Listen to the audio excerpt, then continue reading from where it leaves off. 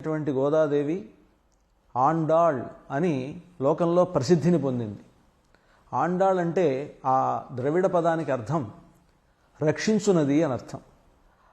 ఆ గోదాదేవి మనకు ఉపనిషత్తులలో వేదములలో ఉండేటువంటి సారాంశమునంతా తిరుప్పావై నాచ్యార్ తిరుమిళి అనేటువంటి ప్రబంధముల ద్వారా వెల్లడించి ఆమె చెప్పినటువంటి ఆ ప్రబంధములను మనం అనుసంధానం చేయడం వలన దాంట్లో ఉండేటువంటి అర్థాన్ని తెలుసుకోవడం వలన వేద రాశి అయినటువంటి ఉపనిషత్తుల యొక్క సారాంశమంతా కూడా మనం తెలుసుకునే విధంగా మనకు మహోపకారం చేసినటువంటి ఒక గురువు గోదాదేవి. కనుకనే అటువంటి తన యొక్క ప్రబంధముల ద్వారా మనల్ని కాపాడింది కనుక ఈ సంసారం అనేటువంటి సముద్రము నుండి మనం తరించే విధంగా మనకు అటువంటి గొప్ప ఉపదేశములు చేసింది కనుక ఆమెను మా పెద్దలంతా కూడా ఆండాళ్ అన్నారు. ఆండాళ్ అంటే రక్షకురాలు. నిజానికి రక్షణ అంటే ఏమిటి అంటే మనకు చెప్తారు అనిష్ట నివృత్తిపూర్వక ఇష్టప్రాప్తి అని అనమాట. జనరల్గా రక్షణ అనేటువంటిది ఒక్క పద్ధతిలో ఉండదు.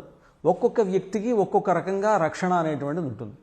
చదువుకునేటువంటి విద్యార్థికి అతను చదువుకుంటున్నాడు కనుక అతనికి చదువు రావాలి అంటే చదువుకు ప్రతిబంధకంగా ఉండేటువంటి అజ్ఞానము అనేటువంటిది తొలగాలి, చదువుకోవడానికి శ్రద్ధ ఏర్పడాలి. ఆ విధంగా శ్రద్ధ అనేటువంటిది అభీష్టం, అతనికి ఇష్టం అన్నమాట. శ్రద్ధగా చదువుకోవడం అనేటువంటిది అతనికి ఇష్టం. అశ్రద్ధగా ఉండడము బద్ధకంగా ఉండడం అనేటువంటిది అతనికి అనిష్టం.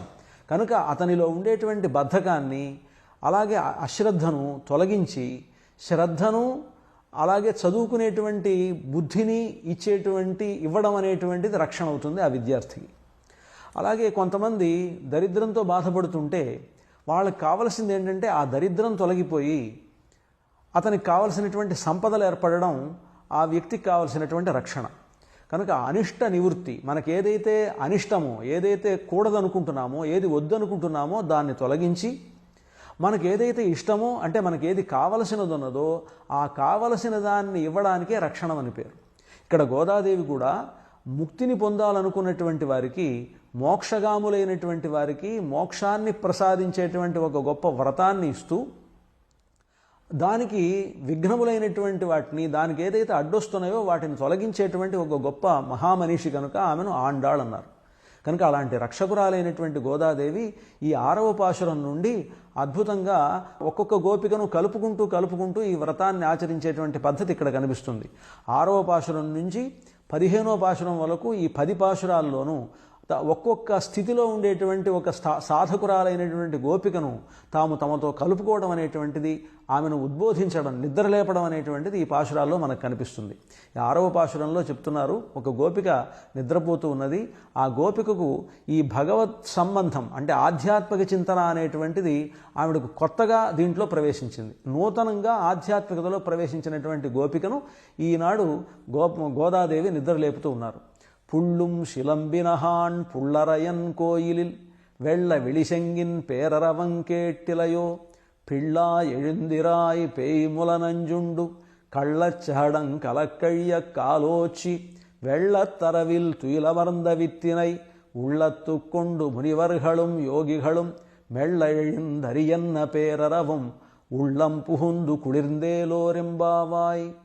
లోపల నిద్రపోతున్నటువంటి గోపికను ఈ గోదాదేవి మొదలైనటువంటి గోపికలంతా నిద్రలేపుతున్నారు. ఓ గోపిక నిద్రలే అంటే ఆ లోపల ఉండేటువంటి గోపిక వీళ్ళిద్దరు సంభాషణ రూపంలో ఈ పాశురం ఉంటుందన్నమాట. ఓ గోపిక నిద్రలేవమ్మా అని గోదాదేవి అన్నప్పుడు ఆ లోపల ఉండేటువంటి గోపిక అప్పుడేనా ఇంకా అప్పుడే తెల్లవారిందా అని అడిగింది ఆవిడ. అంటే తెల్లవారిందనటానికి గుర్తు చెప్తున్నారు. పుళ్ళుం శిలంబినహాన్ పక్షులన్నీ కూడా తెల్లవారిందనడానికి గుర్తుగా అన్నీ లేచి ఆ పక్షులు కూస్తూ అవి తాము ఆహారం సంపాదించుకోవడానికే బయలుదేరి వెళ్తున్నాయి. పుళ్ళుం శిలంబినహాన్ పక్షులన్నీ కూడా వ్యాపించి తాము అక్కడక్కడికి వెళుతూ ఆహారాన్ని సేకరించడానికి వెళుతున్నప్పుడు అవి చేసేటువంటి రొద మీకు వినిపించడం లేదా అన్నమాట. వినిపిస్తోంది కనుక తెల్లవారింది. పుళ్ళుం శిలంబినహాన్ పుళ్ళరయ్యన్ కోయిలప్పుడు లోపల ఉండేటువంటి గోపిక అన్నది అది కేవలం గుర్తనడానికి వీల్లేదు. ఏదైనా సరే ఒక చప్పుడైతే వెంటనే పక్షులన్నీ లేచి అవన్నీ పరిగెడుతుంటాయి కనుక అది ఒక్కటి మాత్రమే తెల్లవారిందనడానికి గుర్తు కాదు, ఇంకేదన్నా గుర్తు చెప్పమన్నారు. అప్పుడు ఈ గోదాదేవి చెప్తున్నారు పుళ్ళరయన్ కోయిలిల్ వెళ్ళవిళి శంగిన్ పేరరవం కేట్టిలయో. పుళ్ళరయన్ కోయిల్, పుళ్ళంటే పక్షి, పుళ్ళరయన్ అంటే పక్షిరాజు అయినటువంటి గరుత్మంతుడు, పుళ్ళరయన్ కో అంటే పక్షిరాజు అయినటువంటి గరుత్మంతుడికే రాజు అయినటువంటి వాడు భగవంతుడు శ్రీమన్నారాయణుడు. కనుక పుళ్ళరయన్ కోయిలిల్ అంటే భగవంతుడైనటువంటి శ్రీమన్నారాయణుని యొక్క ఆలయంలో వెళ్ళ విళిశంగిన్ తెల్లవారిందనడానికి గుర్తుగా ఆరాధన ప్రారంభిస్తున్నారు అని అందరికీ తెలియపరచడం కోసమని తెల్లనైనటువంటి పాంచజన్యం వంటి శంఖాన్ని ఊదుతారు. అంటే వెళ్ళవిళి శంగిన్ పేరరవం, ఆ శంఖంతో ఇప్పుడు తెల్లవారింది, భగవంతునికి ఆరాధన ప్రారంభం కాబోతోంది అని అలాగ శంఖాన్ని పూరించి ఊదేటువంటి ఆ శంఖధ్వని నీ చెవులకు వినపడలేదా? వెళ్ళ విళిశంగిన్ పేరరవం కేట్టిలయో, అటువంటి అద్భుతమైనటువంటి శంఖధ్వని నీ చెవులకు వినిపించలేదా అన్నమాట. ఇక్కడ శంఖధ్వని అని చెప్పడంలో అంతరార్థం ఏమిటంటే శంఖానికి ప్రణవం అనేటువంటి అర్థం కూడా ఉన్నది.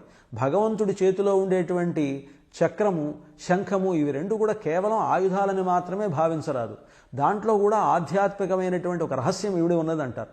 కనుక ఈ శంఖం అనేటువంటిది ప్రణవాకారమైనటువంటి శంఖం, అంటే ఓంకారమే ఇక్కడ శంఖముగా మనకు తెలుస్తోంది అని.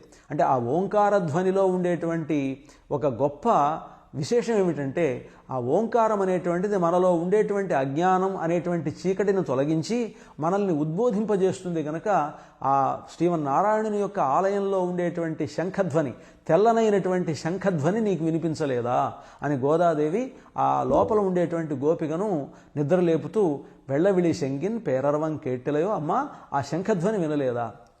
పిళ్ళాయ్ ఎഴുందిరాయ్ ఓ బాలిక అంటే ఇక్కడ పిళ్ళాయ్ అని చెప్పడంలో ఉద్దేశం నువ్వు నూతనంగా ఈ ఆధ్యాత్మిక చింతనలో ప్రవేశించావు కనుక పిళ్ళాయ్ ఎഴുందిరాయ్ ఓ బాలిక, ఎഴുందిరాయ్ నిద్రలేవలసింది, పేయిముల నంజుండు. అప్పుడు ఆ లోపల ఉండేటువంటి గోపిక లేచి మనం ఏం చేయాలి అంటే పేయిముల నంజుండు, పూతన యొక్క మా విషంతో కూడినటువంటి స్తన్యాన్ని తాగి ఆ పూతనను సంహరించినటువంటి వాడు పేయిముల నంజుండు, కళ్ళచ్చహడం కలక్కయ్యక్కాలోచి. అదేవిధంగా 3 నెలల బాలకుడుగా కృష్ణుడున్నప్పుడు అతని పైకిన వచ్చినటువంటి శకటాసురుడు అనేటువంటి రాక్షసుడిని ఒక కాలితో తన్ని ఆ బండి రూపంలో ఉన్నటువంటి ఆ శకటాసురుణ్ణి సంహరించినటువంటి వాడు కలక్కయ్యక్కాలోచి. అలాంటి వాడు ఎవరు అని అంటే మనం ఇప్పుడు కృష్ణుడు అనుకుంటున్నాం, కానీ మనకు బాలుడైనటువంటి కృష్ణుడుగా కనిపించినటువంటి వాడు ఎవరు అని అంటే వెళ్లత్తరవిల్ తుయిలమరంద విత్తినై, పాల సముద్రంలో ఉండి తెల్లగా ఉన్నటువంటి ఒక ఆదిశేషుడు, ఆ ఆదిశేషుని యొక్క పడకపై పడుకున్నటువంటి వాడు ఆయన ఎవరంటే తుయిలమరంద, ఆదిశేషుడు పడకమైన నిద్రగా యోగ నిద్రను పోయేటువంటి భగవంతుడు ఎవరు అనంటే విత్తినై, తుయిలమరంద విత్తినై. విత్తు అంటే ఈ సమస్తమైనటువంటి సృష్టికి కూడా బీజభూతుడైనటువంటి వాడు. తుయిలమరంద విత్తినై ఉళ్ళత్తుక్కొండు, అటువంటి భగవంతుణ్ణి తమ హృదయములలో పెట్టుకొని యోగులు మునులు అనమాట, మునివర్హళం యోగిహళం మెళ్ళ ఎళిందు, తమ హృదయములలో యోగులు మునులు. ఇక్కడ యోగులు ఎవరు, మునులు ఎవరు అంటే మునులు ఏంటంటే మననశీలులైనటువంటి వారు, నిరంతరం మనస్సులో ధ్యానం చేస్తూ ఉండేటువంటి వారు వాళ్ళు మునులైతే, యోగులు కర్మయోగాన్ని కలిగినటువంటి వారు, ఆ వాళ్ళ పనులు చేస్తూ ఆ పనుల్లోనే భగవంతుడిని చూసేటువంటి వాళ్ళు యోగులు.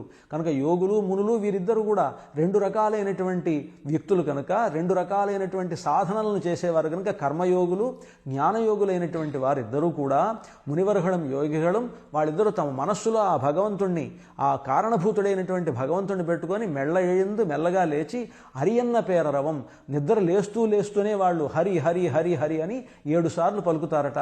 అట్లా హరియన్న పేరరవం, వాళ్ళు హరినామాన్ని తలుసుకుంటుంటే ఆ ధ్వని నీకు వినిపించలేదా? హరియన్న పేరరవం ఉళ్ళంపు హొందు కుళిందు.